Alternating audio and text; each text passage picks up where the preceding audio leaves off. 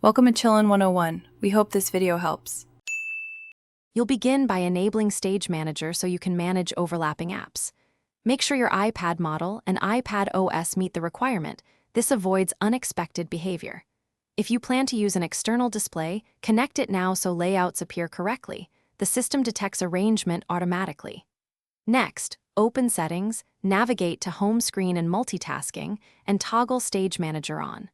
Once done, you'll see the new dock and windowed apps. These first steps unlock the interface you'll work with. Now you'll build a workspace by arranging windows and groups.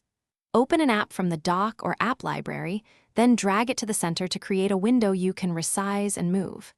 To work side by side, drag a second app into the first window or toward the screen edge to form split view. Resizing gives priority.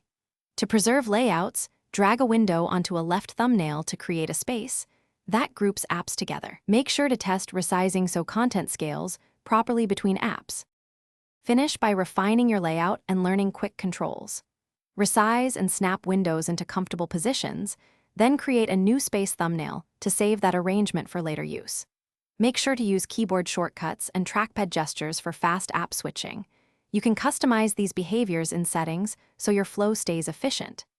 If windows vanish or positioning seems wrong, toggle Stage Manager off and on, reconnect the external display if used, and verify iPad OS updates. Those steps resolve. Thanks for watching. Consider subscribing if we helped you.